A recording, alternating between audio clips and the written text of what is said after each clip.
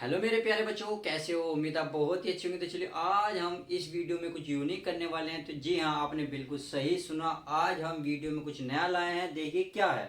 सबसे पहले देख रहे हैं क्लास 12 के लिए है, जो चैप्टर नंबर 14 है। अब इसमें जो हेडिंग है सबसे प्यारी मोस्ट इंपोर्टेंट है, गोलीय अवतल पृष्ठ पर अपवर्तन का सूत्र। देखिए अगर एग्जाम के पॉइंट ऑफ व्यू से देखा जाए तो ये एग्जाम में 5 से 6 नंबर का आता है। तो मैं ये कहता हूँ सारी वीडियो कंप्लीट देखें और बड़ी बारीकी से इसको समझें, क्योंकि जो मैं पॉइंट टू पॉइंट बोलता रहूँगा बड़े ध्यान से सुनेंगे तो कि आपको चित्र भी और डाइवेशन भी सब कुछ क्लियर हो जाए। तो चलिए अब हम इस वीडियो की शुरुआत करते हैं। इस वीडियो में हम क्या देख रहे हैं, एक डायग्राम देख रहे हैं। डायग्राम बहुत ही प्यारा है, बहुत ही अच्छा है मेरे प्यारे बच्चों। तो देखिए इस चित्र को समझ लेते हैं। चित्र को समझने के साथ साथ फिर हम इसकी डाइवर्सन करेंगे ताकि हमारा हर चीज क्लियर हो जाए। तो चित्र में क्या दिया गया, देखिए एक अवतल पृष्ठ है। इस अवतल पृष्ठ पर एक ध्रुव है P तथा एक वक्रता केंद्र है C तथा एक वस्तु है O, जो कहाँ है, तीनों एक ही मुख्य अक्ष पर स्थित है। ध्रुव के मुख्य अक्ष पर एक ध्रुव P, वक्रता केंद्र C तथा वस्तु O स्थित है। अब इस वस्तु से हमने एक प्रकाश किरण गुजारी जो ध्रुव के, जो क्या है, दर्पण के बिंदु ए पर टकराई। अब टकराने पर देखिए बड़े ध्यान से देखिए एक चीज क्या हुई, ये अभिलंब की ओर झुक गई। ये हमारा एक अभिलंब। तो हमने पिछली वीडियो में आपको बताया था यदि ये अभिलंब है और प्रकाश की किरण कोई ऐसे आए और इस पृष्ठ से टकराए जहां ये अभिलंब टिका हुआ है, तो जैसे ही जितनी एंगल से मुड़ेगी उतनी एंगल से वापिस चली जाएगी, इस तरीके से। तो सेम यही इसमें डायग्राम में देखना है आपको। अब ये जिस एंगल से हमारे दर्पण से टकराई है बिंदु ए से, तो टकराने पर अभिलंब की ओर झुकी है और यहाँ भी क्या है, झुकी है। तो ये कोण आपस में क्या थे, बराबर। सेम यही है, यहाँ टकराने के बाद ये क्या मुड़ गई। अगर हम यहाँ से एक आंख बना के देखें ध्यान से, तो आपको पीछे ऐसे हटती हुई नजर आएगी जहां वस्तु का प्रतिबिंब आय प्राप्त होगा। तो इतनी बात समझ में आ गई। अब जो ये कोण है, कोण को बड़े ध्यान से देखिए भाई। अभिलंब और आपतित के बीच जो कोण बनता है, क्या बनता है दोस्तों, आई। और आप ये है परावर्तित, परावर्तित और अभिलंब, यह अभिलंब और यह परावर्तित के बीच जो कोण बनता है आर। तो आई और आर आपस में क्या होते हैं, बराबर। तो वही हम देखेंगे। देखिए वह वस्तु की प्रकाश किरण और ये हमारा एक अभिलंब क्या है दोस्तों, ये है हमारा अभिलंब। अभिलंब, तो ये अभिलंब और प्रकाश की किरण के बीच बना कोण क्या है, आई। देखिए ये प्रकाश की किरण और ये अभिलंब, इसको छुएगी दोनों। तो हमारी भी ये छुई प्रकाश, जो वस्तु की प्रकाश किरण थी और अभिलंब को छुई, जो कोण है आई। अब हमने क्या देखा, यहाँ से अगर ध्यान से देखेंगे तो पीछे हटा के देखेंगे तो आपको एक डैश नजर आएगी, अर्थात पीछे हटती हुई किरण नजर आएगी जो मुख्य अक्ष के बिंदु आई पर टकराती हुई नजर आएगी। क्या बनेगी, वहां वस्तु का प्रतिबिंब बनेगा जिसे हम आई से डिनोट करते हैं। तो ये भी अभिलंब और प्रकाश का जो परावर्तित किरण के बीच कोण बनेगा आर। तो आर और आई क्या होंगे, आपस में बराबर होंगे। क्यों बराबर होंगे, क्योंकि आपतन कोण बराबर होते हैं परावर्तन कोण के। तो इतनी बात समझ में आ गई। अब आगे चलते हैं। अब मान लेते हैं भाई अल्फा जो वस्तु के साथ कोण बना रहा मान लिया, तथा बीटा जो परावर्तित किरण के साथ कोण बनाना उसे भी मान लिया। अब तथा अभिलंब के साथ हमने एक कोण माना अल्फा, ये बीटा, ये गामा। अब जो बिंदु है ए, बिंदु ए से माना एक हमने लंब डाला ए एन, क्या डाला, ए एन, जिसकी ऊंचाई है एच, ऊंचाई है एच।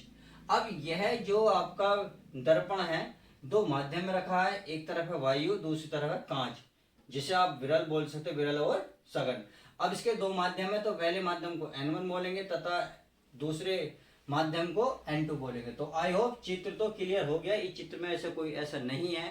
तो चलिए अब इसको बारी बारी से स्टेप बाय स्टेप करते हैं। कैसे, देखिए सबसे पहले अगर आप इस त्रिभुज को देखें बड़े ध्यान से, ये O A और N, इसको ध्यान से देखें, त्रिभुज यहाँ पर नजर आ रहा। अगर आप यहाँ से देखें तो I A N, तो ये भी आपको एक त्रिभुज ही नजर आ रहा है।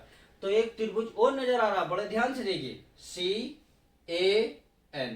तो हमें यहाँ 1 2 3 त्रिभुज नजर आ रहे हैं, परंतु हम 3 त्रिभुज से काम नहीं निकालेंगे, हम केवल 2 त्रिभुज से ही इसको सोल्व कर लेंगे। तो आई होप चित्र तो क्लियर है।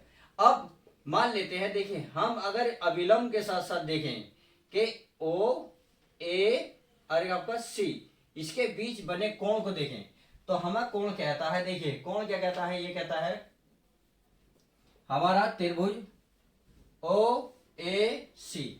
भाई ओ ए सी में इसमें देखेंगे देखिए जो अल्फा है, भाई आप इस चित्र को अगर मैं जूम करूं यानी कि थोड़ा सा बड़ा करूं तो आपको क्लियर नजर आएगा। देखिए ये है आपका ए सी डी, तो ये कोण इस तरीके से नजर आ रहा होगा आपको, इस तरीके से ये कोण इस तरीके से नजर आ रहा हो। तो यहाँ क्या आपका ओ और यहाँ क्या आपका ए और यहाँ क्या है आपका दोस्तों सी, क्योंकि देखो बहिष्कोण अर्थात 180 मतलब 90 से ज्यादा होगा, 180 से कम होगा। अब इस पे अगर हम इस भुजा को आगे बढ़ाएं तो ये वाली जो भुजा जा रही है पी पर जा रही है, चलिए पी। अब यहाँ क्या कोण बनना है, इसके साथ बनना है देखो अल्फा बीटा गामा, और यहाँ क्या बनना है दोस्तों अल्फा, क्या बनना है अल्फा। हम बीच के थोड़ी देर को भूल जाते हैं कि बीच में कुछ है, हम सिर्फ इतना देखेंगे ओ ए सी, तो मिल गया। अब आपने देखा ऊपर क्या कोण बनना है, देखिए ये इस रेखा के साथ आई कोण बनना है, क्या बनना है दोस्तों आई, ये बन गया हमारा आई। तो बहिष्कोण प्रमेय ये कहती है यदि किसी त्रिभुज के बाहर एक कोण बना हो तो उस भुजा के जो कोण बनना है तो उस कोण को छोड़कर अन्य कोण जो बने उन दोनों का योग बहिष्कोण के बराबर होगा। आप सीधे सीधे ये बात जाने, जहां ये बाहर मिलेगा तो इस कोण को छोड़कर अन्य दो कोणों के योग के ये वाला जो है हिस्सा बराबर होगा। अर्थात आप गामा बराबर कह सकते हैं अल्फा प्लस, यानी कि अल्फा प्लस आई। तो आई होप अब इतनी बात समझ गए होंगे जो मैंने डायग्राम से बाहर निकाला है। तो चलिए इसी बहिष्कोण प्रमेय के अकॉर्डिंग हम बात कर लेते हैं। इसमें क्या करेंगे, देखिए ये लिखेंगे भाई गामा है gamma alpha beta gamma, gamma बराबर अल्फा प्लस आई, अल्फा यानी कि अल्फा प्लस आई, और क्या हो गया ये हो गया दोस्तों बहिष्कोण प्रमेय से। क्या हो गया दोस्तों बहिष्कोण प्रमेय से। तो इतनी बात आप समझ गए। अब इसमें से यदि मैं आई की वैल्यू निकालूं तो आई तो यही रहेंगे क्योंकि हमें आई पॉजिटिव रखना है अर्थात प्लस का रखना है। तो अल्फा को जब बराबर के बाद लेके जाओगे तो ये वाली जो प्लस, ये जो आपका क्या है प्लस में इधर हो जाएगा माइनस, अर्थात गामा माइनस अल्फा बराबर आई। अब इसको इधर रख लेंगे आई और बराबर गामा माइनस अल्फा। देखिए कभी कभी बच्चों को डाउट होता है सर आप इसको ले गए तो माइनस हुआ जी, पर आपने क्या काम करा, आई को इधर ले गए इनको इधर ले गए तो इनका तो चिन्ह बदला ही नहीं। मेरे प्यारे बच्चों, मेरे रसगुल्लों, मेरे छोटे मोटे मुन्नों, एक बात बताएं भाई, अगर मैं इसको लेके जाऊं तो ये माइनस, चलिए मान लिया आपकी बात मैं बड़ी करता हूं, मैं इसको इधर लेके गया तो ये भी माइनस, तो माइनस से माइनस क्या हुआ कैंसिल। तो इसका मतलब ये हुआ जब हम सारे पदों को इधर से उधर करते हैं तो चिन्ह पे कोई फर्क नहीं पड़ता, आपको इस बात का ध्यान रखना होगा। तो ये आई बराबर मिला हमारा गामा माइनस अल्फा, समीकरण 1 मान लेते हैं। अब आगे चलते हैं चित्र में ही। भाई मैंने आपको 3 त्रिभुज बोले थे, एक त्रिभुज काम हो गया, एक दूसरा त्रिभुज। देखिए ये त्रिभुज आई ए सी, ये रहा आई ए सी। इसका अगर मैं इसे जूम करूं दोस्तों, इसे जूम करता हूं, देखिए ये वाला बिल्कुल सेम ऐसी बनेगा, इस तरीके से क्या बनेगा, ये इस तरीके से बनेगा। देख क्या अब आपके यहाँ कौन क्या है, देखिए यहाँ है आई, ये वाली कहाँ है ए और ये कहाँ है सी। अब इसको आगे बढ़ाएंगे तो क्या है गामा, अरे क्या बीटा, क्या है बीटा। अब एक बात बताएं बीटा और गामा, देखिए ये कहाँ मिल रहे हैं यहाँ, अब यहाँ और इस भुजा को किसको छू रहे हैं, ये छू रहे हैं। देखो जिसपे बीटा उसको देखेंगे, बीटा का छू रहा आर और इसको भी छू रहा आर, तो आर ही टच कर रहा है तो इसका मतलब यहाँ बनेगा आर। तो आई होप समझ गए। अब इसको भी बहिष्कोण प्रमेय के अकॉर्डिंग करेंगे। तो चलिए इसको पहले लिख लेते हैं, कौन सा त्रिभुज है आई ए सी। तो वही मैं त्रिभुज लिखता हूं, त्रिभुज आई ए सी में क्या लिखूंगा, बीटा प्लस अल्फा बराबर गामा, या लिखेंगे गामा दोस्तों, गामा बराबर बीटा प्लस आर, यानी कि बीटा प्लस क्या है, सॉरी आर है, तो ये आर हुआ, ये आर है, ये गामा है। देखिए अगर मैं अब इसमें से आर की वैल्यू निकालूं तो बीटा क्या होगा, इधर माइनस का आएगा क्योंकि हम केवल बी को मैं इधर ला रहा हूं, तो बी को इधर लाऊंगा तो माइनस बीटा बराबर क्या होगा आर, या अब आर बराबर गामा माइनस बीटा, समीकरण क्या बोल देंगे दोस्तों सेकंड। तो आई होप आप इतना समझ गए। अब देखिए स्नेल के नियम से चलते हैं, क्या देखते हैं स्नेल के नियम से, ये लिखता हूं मैं स्नेल के नियम से, तो स्नेल का नियम ये कहता है साइन आई बटे साइन आर बराबर ये होगा n2 बटे n1। अब हमारा क्या है, ये जो दर्पण बहुत छोटा है अर्थात पृष्ठ का जो व्यास है बहुत छोटा होगा, तो इस पर बनने वाले जो कोण है अल्फा बीटा गामा के मान भी बहुत ही छोटे होंगे। अब आप अतः ये कह सकते हैं कि साइन आई जो है भाई साइन आई बराबर आप क्या रख सकते हो आई, तथा साइन आर बराबर क्या रख सकते हो आर। तो इसमें मैं क्या रख सकता हूं, इसमें रख सकता हूं साइन आई के स्थान पर आई, साइन आई के स्थान पर केवल आई बटे साइन आर के स्थान पर क्या रख सकता हूं दोस्तों आर, और ये क्या है आपका n2 बटे n1। तो आई होप आप इतना आप समझ गए। अब यदि मैं इसकी क्रॉस मल्टीप्लाई करूं तो ये कहलाती है विरज गुणन विधि। विरज गुणन विधि का मतलब है नीचे वाला पद ऊपर ले जाओ और इधर वाला इधर लेके जाओ, अर्थात इन दोनों की आपस में क्रॉस मल्टीप्लाई करो तो n1 की i में मल्टीप्लाई होगी तो ये बोला जाएगा i1 i बराबर n2 और r। तो आपने देखा ये हमारा इतना हिस्सा आ गया, तो आई होप आपकी समझ में आ गया होगा।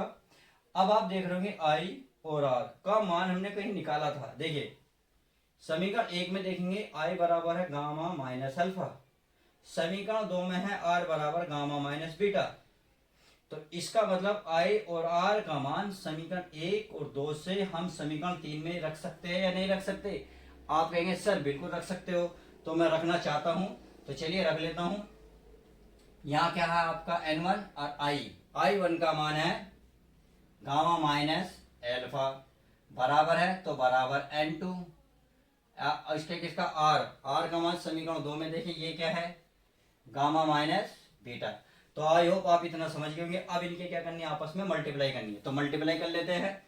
जब आप मल्टीप्लाई करोगे तो n1 क्या हो जाएगा गामा, ये लिख दूंगा मैं n1 गामा, माइनस है तो माइनस n1 की अल्फा में गुणा करो तो ये हो जाएगा n1 अल्फा बराबर है बराबर, अब n2 की गामा में करो n2 गामा, माइनस है तो माइनस n2 की बीटा में करो तो n2 बीटा। तो आई होप आप इतना तो आपके क्लियर हो गया होगा। देखिए अब इसमें कॉमन एक ही पद दिख रहा है केवल गामा ये रहा, और बाकी तो ऐसा कुछ है नहीं। देखिए दोस्तों है कुछ या नहीं है, तो चलिए गामा हम कॉमन ले लेते हैं। अगर मैं इसको इधर ले आऊं माइनस वाली चीज कहाँ आ जाएगी बराबर के बाद प्लस, यानी कि n2 बीटा। अब इसको कहाँ लेके जा रहा हूं दोस्तों मैं, इसलिए यही है क्योंकि n1 अल्फा बराबर, क्योंकि हमें तो गामा कॉमन लेना है तो n2 गामा। देखिए ये यही है। अब मैं इसको इधर लेके जाऊंगा तो ये बन जाएगा प्लस का है इधर माइनस का है, यानी कि n1 गामा। तो आई होप आपके पास समझ में आ गई। अब इसमें कुछ कॉमन दिख रहा, बिल्कुल नहीं दिख रहा, तो इसे ऐसे ही रख लेंगे n2 beta minus n1 alpha बराबर गामा कॉमन है तो n2 माइनस n1। तो इतनी बात आपके अब तो पल्ले पड़ गई। अब दोस्तों मेरे प्यारे बच्चों, मेरे रसगुल्लो, मेरे मिठाई के डिब्बे, अब बड़े ध्यान से देखेंगे। थोड़ा सा खेल अब यही है क्योंकि बच्चे कंफ्यूजन थोड़ा सा पैदा करते हैं, और उस कंफ्यूजन को आज मैं इसमें ही क्लियर करूंगा। देखिए अल्फा बीटा गामा क्या है, मैंने अभी बताया था कि दर्पण का जो व्यास है बहुत छोटा है, तो अल्फा बीटा भी जो क्योंकि ये कोण है तो ये कोण भी आपस में बहुत ही छोटे होंगे। तो अब यहां से एक चीज निकाल सकते हो, तो बीटा या आप क्रम से ले लो अल्फा, क्या है अल्फा बराबर होता है tan अल्फा।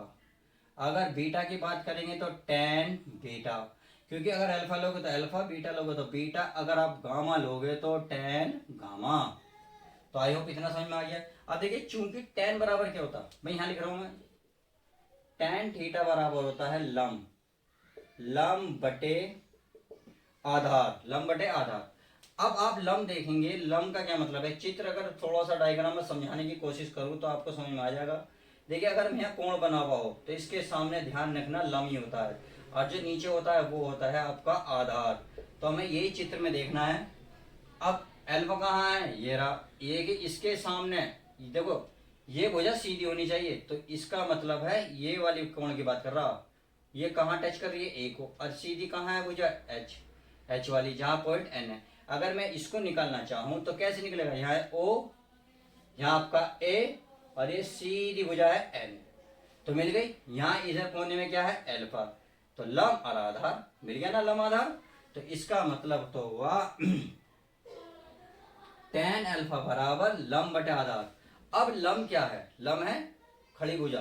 खड़ी भुजा कितनी है, ए एन और ए एन का मान है एच, तो ए एन का मान रख दूं मैं एच बटे बटे क्या है आधार अर्थात नीचे वाली भुजा एन से ओ के बीच, तो ओ और एन, ओ एन के बीच की दूरी क्या है भाई, ये जो एन है कहाँ से नपेगा, लगभग दूर से, क्योंकि दर्पण ही बहुत छोटा है, तो लगभग जो ये एन है पी के पास कहलाएगा, तो आप ओ एन ना लेके ओ पी ले सकते हैं। तो यह है धुर और यह है वस्तु, धुर और वस्तु के बीच की दूरी को हमेशा यू से दिखाते हैं।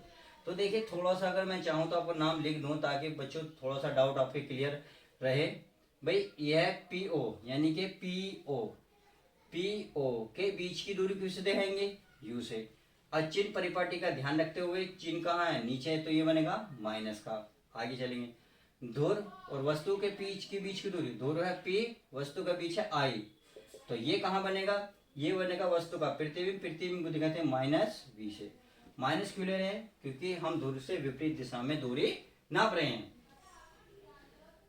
अब आगे देखें, धुर क्या है पी और क्या केंद्र, धुर पी और केंद्र क्या है दोस्तों सी के बीच की दूरी को किससे दिखाते हैं, स्मॉल आर से, और ये भी कह लेंगे माइनस। तो आई होप आप इतने बात समझ गए। अब देखिए लंब बटे आधार, लंब बटे आधार, भाई लंब हमने मिल गया लंब और आधार ये वाला अर्थात ओपी, और ओपी के बीच की दूरी क्या माइनस का यू, इतनी बात समझ में आ गई। अब अल्फा देख लेते हैं, टेन अल्फा सॉरी बीटा है तो बीटा, ये भी लंब बटे आधार, क्योंकि हर फॉर्मूले में लंब ही लगेगा, तो लंब याद रखना सीधा क्या कहलाएगा, हमेशा एच ही लिया जाएगा, क्या लिया जाएगा एच, लंब बटे आधार। अब आधार देखिए यह क्या बीटा, बीटा है अब यहां से शुरुआत, तो यहां से यहाँ यानी कि पी से आई, और पी आई के बीच की दूरी है माइनस का वी। अब क्या है गामा, गामा क्या अल्फा, अल्फा यही, तो अल्फा और इसके बीच की यानी कि पी और सी के बीच की दूरी, पी और सी के बीच की दूरी के माइनस का क्या है दोस्तों, माइनस का आर, क्या है माइनस का आर, तो एच तो रहेगा माइनस का आर। तो आपने एक बात कॉमन नोटिस की, भाई एच जो है सब जगह है, एच जो है सब जगह है, तो बहुत अच्छी बात है। तो चलिए इस समीकरण में मैं रख लेता हूँ, समीकरण मान लेता हूँ इसे दोस्तों 4।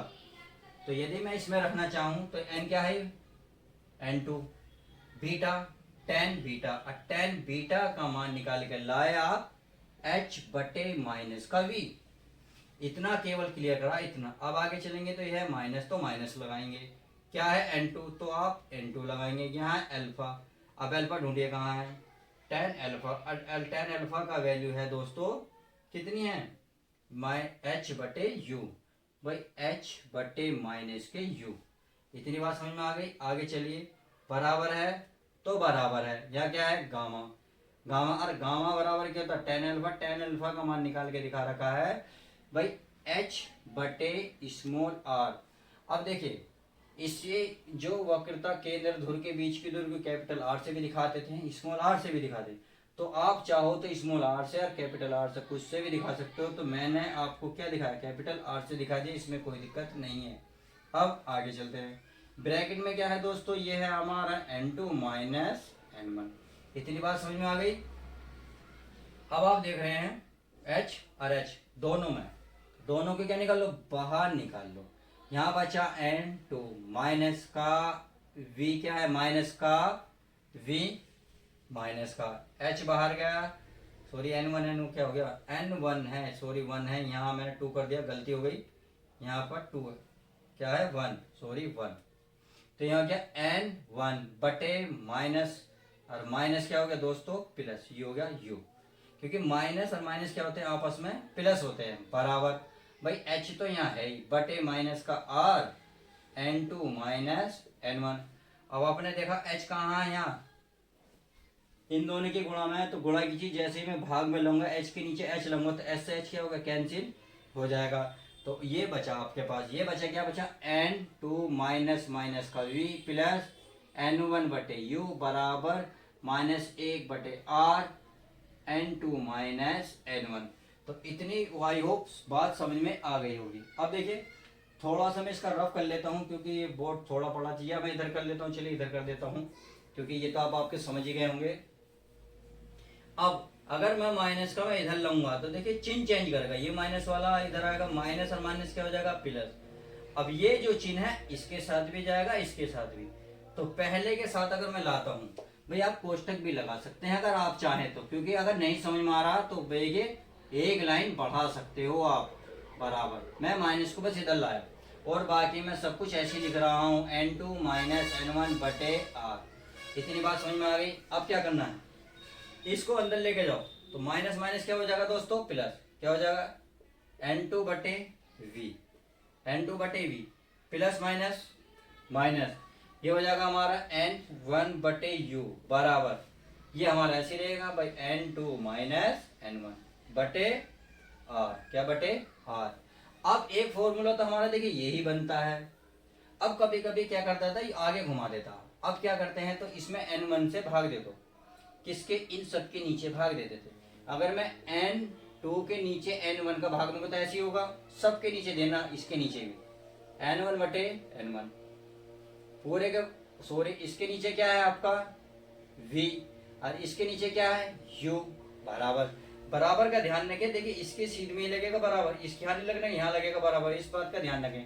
अब ऐसे इसके नीचे लिखेंगे n2 बटे n1 माइनस n1 बटे n1 और पूरे के नीचे है तो r, पूरे के नीचे r।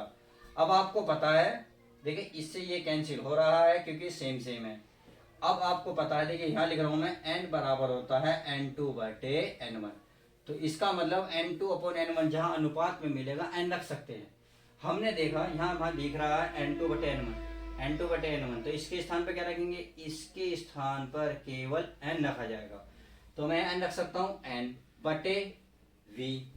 यहाँ क्या है माइनस, माइनस का कट गया 1 और ये क्या नीचे है v, भाई देखो माइनस का 1 और बटे u, ये पूरा पूरा कट गया। अब बराबर यहाँ क्या बचा, ये क्या रखा n माइनस का 1 और बटे r, और यही एक बन गया एक और फॉर्मूला। तो आई होप आप समझ गए होंगे कि कितनी मेहनत है इस चित्र में, परंतु मैंने इजी तरीके से कराने की कोशिश की है ताकि आपको समझ में आ जाए। तो आई होप समझ भी गए होंगे। अगर नहीं समझ आई तो वीडियो को यदि आपने एक बार और देखी तो यकीन से कह रहा हूँ कि लगभग कह रहा हूँ 99% आपका इसमें ही क्लियर हो जाएगा। अब जो मैंने चित्र समझाया था उसको आप हिंदी भी लिख सकते हैं। तो चलिए आज की वीडियो को एंड करते हैं क्योंकि वीडियो बहुत लंबी हो गई और आपको तैयारी भी करनी है। मिलते हैं आपको नेक्स्ट वीडियो के साथ।